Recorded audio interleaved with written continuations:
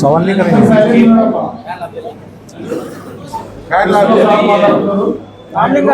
तो सबसे पहले मैं समाज में जन्मे सभी संतों गुरुओं को बहुजन समाज पार्टी की राष्ट्रीय अध्यक्ष एवं भारत में सामाजिक परिवर्तन की महानायिका हम सब लोगों को आदरणीय बहन कुमारी मायावती जी के निर्देश पर मैं मुख्य सेक्टर कोऑर्डिनेटर सेक्टर नंबर 4 और मेरे कोटि नमन करता हूँ साथी मानवर श्री काशीराम साहब मुख्य सेक्टर कोऑर्डिनेटर सेक्टर नंबर 4 आदरणीय बहन कुमारी मायावती जी के निर्देश पर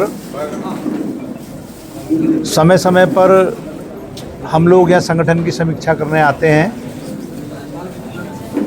हम लोग दोनों आंध्र और तेलंगाना के मुख्य सेक्टर इंचार्ज हैं, सुरेश आर्य जी, मैं अतर सिंह राव, माजी एमएलसी उत्तर प्रदेश।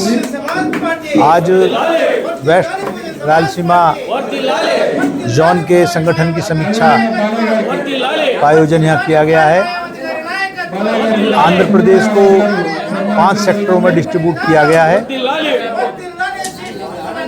5 जोन में डिस्ट्रीब्यूट किया गया। और जैसे आज रायलसीमा जोन की यहाँ समीक्षा आप लोग ने अभी देखा कि इसमें हमारे 5 पार्लियामेंट, 5 डिस्ट्रिक्ट और 35 असेंबली कमेटियों की हमने समीक्षा की है।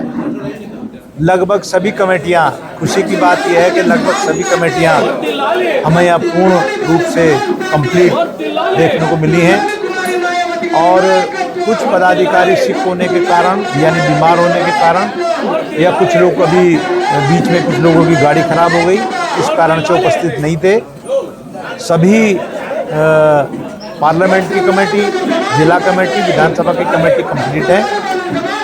और जिस उद्देश्य से आदरणीय बहन कुमारी मायावती जी ने आदेश दिया था वो आदेश पूरा होता है। और आगामी विधानसभा के चुनाव में हम लोग यहाँ पर असेंबली के चुनाव में हम लोग यहाँ पर मेहनत करके जो सपना मान्यवर काशीराम साहब का था कि यूपी की बाहर अगर भारत में कहीं बीएसपी की सरकार बनेगी तो एपी यानी आंध्र प्रदेश में बनेगी। हम अपने बहुजन समाज पार्टी के संस्थापक पूज्य मान्यवर काशीराम साहब की बात को ध्यान में रखकर हमारे सीनियर साथी एम बलैया जी और प्रदेश के हमारे सम्मानित अध्यक्ष बंदेला गौतम जी और हमारे सभी सीनियर साथी मल्लिकल जी और तमाम हमारे जो जोन के इंचार्ज हैं, मुख्य जोन इंचार्ज हैं, सभी मिलकर हम लोग मेहनत कर रहे हैं। और 2029 में बहुजन समाज पार्टी कुछ ऐसा करेगी, या तो आंध्र प्रदेश में हमारी सरकार बनेगी या आंध्र प्रदेश में हमारे बगैर किसी की सरकार नहीं बन पाएगी। हम मान्यवर काशीराम साहब का सपना पूरा करेंगे और आदरणीय बहन कुमारी मायावती जी को देश का प्रधानमंत्री बनाने में भी आंध्र प्रदेश यहाँ से सांसद जिताकर बहन जी की झोली में डालने का काम करेंगे। और बहन जी को देश का प्रधानमंत्री बनाने का भी हम लोग काम करेंगे, जिसमें आंध्र प्रदेश की भी एक अच्छी भूमिका सम्मानित साथी होगी। क्योंकि यहाँ जो भी सरकारें रही, कांग्रेस की, टीडीपी की सरकार है, ये लोग अनुसूचित जाति जनजाति के लिए नहीं, एससी एसटी ओबीसी के लिए कुछ नहीं कर रहे। पूरे भारत में अगर भारतीय जनता पार्टी को या उनके सहयोगी दलों को हराने की कोई पार्टी ताकत रखती है तो वो पार्टी बहुजन समाज पार्टी, और नेता अगर है तो आदरणीय बहन कुमारी मायावती जी, सम्मानित साथियों, दूसरा और कोई नहीं है। तो हम लोग सेक्टर पे समीक्षा करके, हम लोग जोन पे समीक्षा करके बराबर संगठन को मजबूत करने का काम कर रहे हैं। और आने वाले कल में हम लोग यहाँ पर 29 में दोनों, क्योंकि पार्लियामेंट और असेंबली दोनों चुनाव यहाँ पर एक साथ होने हैं, तो दोनों चुनाव में हम अच्छा रिजल्ट देकर आदरणीय बहन कुमारी मायावती जी के हाथों को मजबूत करने का काम करेंगे। बहन कुमारी मायावती जी को इस देश का प्रधानमंत्री बनाने में हम उनकी मदद करने का काम करेंगे। धन्यवाद साथी।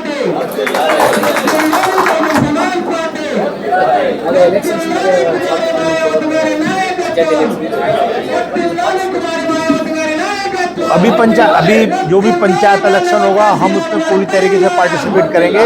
और इससे पहले अभी तेलंगाना में कॉरपोरेशन का चुनाव हुआ, वहाँ पर हमने 2 कॉरपोरेट जिताकर और 2 कॉरपोरेट भी हम लोगों ने जनरल सीट पर बीसी को लड़ाकर तेलंगाना में जैसे जिताने का काम किया है। और उधर लोकल बॉडी का चुनाव हुआ था, ग्राम पंचायत का चुनाव हुआ था, 125 ग्राम मेंबर और 4 हमने वहाँ सरपंच, 9 डिप्टी सरपंच जिताकर जैसे तेलंगाना में एक बड़ा काम किया है, उसी तरीके से लोकल बॉडी के चुनाव में आंध्र प्रदेश में भी बहुजन समाज पार्टी पूरी तरीके से, पूरी ताकत से लोकल बॉडी का चुनाव लड़ेगी और रिजल्ट हासिल करने का काम करेगी। कौन सा पार्टी?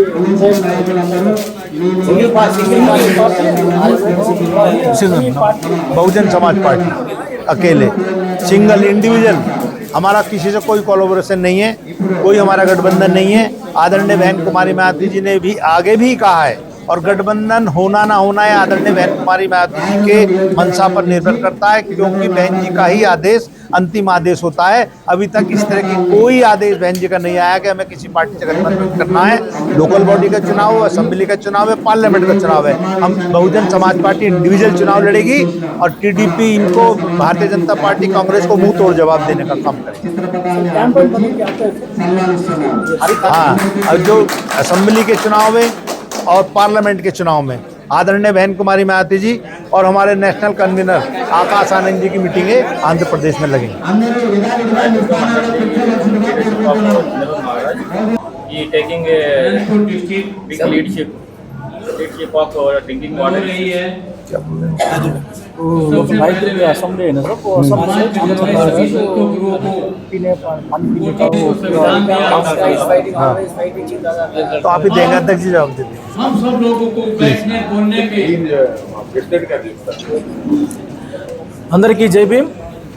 ఈరోజు ప్రధానంగా Bahujan Samaj party west Rayalaseema zonal సమావేశానికి ముఖ్య అతిథులుగా అతర్ సింగ్ రావు గారు, ఎక్స్ఎమ్మెల్సీ ఆంధ్రప్రదేశ్ ఇన్ఛార్జ్, అదేవిధంగా సురేష్ ఆర్య గారు, బాలన్న గారు రాష్ట్ర కోఆర్డినేటర్, జోన్ ఇన్ఛార్జు మల్లికల్ గారు, చంద్రబాబు నారాజ్ గారు ఇన్ఛార్జీలు మరియు సీనియర్ నాయకులంతా కూడా ఈరోజు ఈ సమావేశానికి రావడం జరిగింది। ప్రధానంగా ఈరోజు ఏంటంటే బహుజన్ సమాజ్ పార్టీకి సంబంధించిన ఈ జోన్ వెస్ట్ జోన్లో ఉన్నటువంటి అన్ని అసెంబ్లీలు రివ్యూ చేయడం జరిగింది। చాలా బాగా జరిగింది మీటింగ్ కూడా, పెద్ద ఎత్తున మా అసెంబ్లీకి సంబంధించిన నాయకులంతా కూడా రావడం జరిగింది।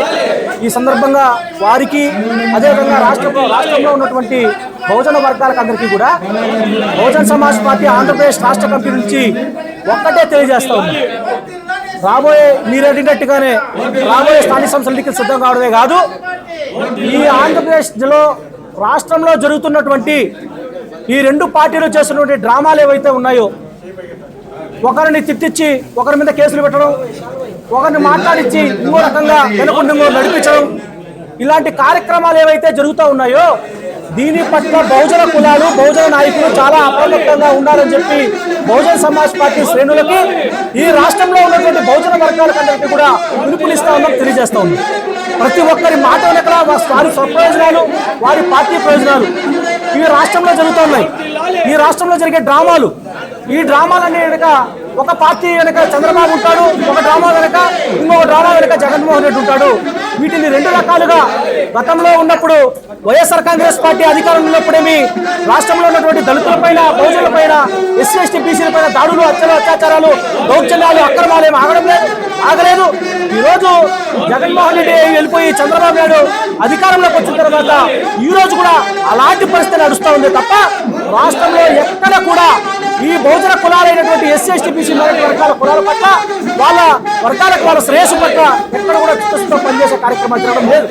ఈరోజు రాష్ట్రంలో మీరు డ్రామా, ఎందుకు డ్రామా అంటా ఉన్నారంటే ప్రతి ఒక్క మనిషిల అరెస్టుల వెనక, వారి మాట్లాడే మాటల వెనక స్వప్రయోజనాల యొక్క ఈ 2 రాజకీయ పార్టీల ప్రయోజనాలు ఉన్నాయి। అది రాష్ట్రంలో జరుగుతూ ఉంటే నేను ఈ రోజు అనంతపురం పట్టణానికి వచ్చినాం, 2 రోజుల ముందుగా మా నాయకులకు ఫోన్ చేసిన, ఇక్కడ ఏంటి అనంతపురంలో పరిస్థితులు కానీ రాయలసీమ జోన్లో పరిస్థితి ఏంటి అంటే ఇక్కడ ఒక డ్రామా నడుస్తూ ఉంది। ఈ రోజు ఇక్కడ ఒక డ్రామా నడుస్తూ ఉంది, ఎవరి మధ్య, ఎవరి కులాలకు ఎవరి కొంత మధ్య పోటీ, కానీ ఈ రోజు ఆ పోటీ, ఆ గొడవ ఎవరి మధ్య తయారైంది?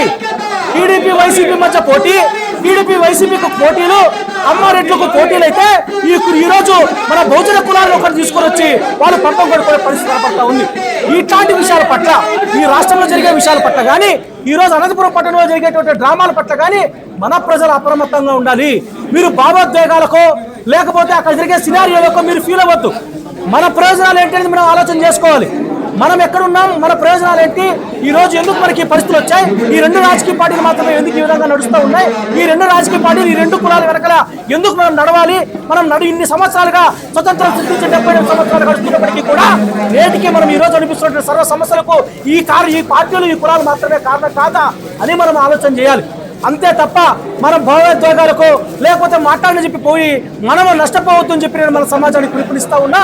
కాబట్టి బహుజన కులాలు, బహుజన సమాజ్ పార్టీ నాయకులు విజ్ఞతతో మన సమాజం, మన మహనీయుల యొక్క పోరాటాన్ని కానీ మన పార్టీ బలోపేతం దృష్ట్యా ఈరోజు రాష్ట్రంలో ఇందాక మీరు అడిగినటువంటి ప్రశ్న కూడా మన నాగరాజు గారు అయితేనేమి, నాగభూషణ్ గారు అయితేనేమి, నాగరాజు గారు అయితేనేమి, నాయకులు గోవింద్ గారు వారి అసెంబ్లీలో ప్రతి జిల్లాలో ఉన్నటువంటి అన్ని జిల్లాల్లో వాళ్ళ అసెంబ్లీలో ఎట్టి పరిస్థితుల్లోనూ ప్రజా సమస్యల పట్ల, నిజమైన సమస్యల పట్ల పార్టీ నాయకత్వం ఎప్పుడు కూడా ముందుంటుంది, వాళ్ళ కోసం పోరాటం చేస్తుంది.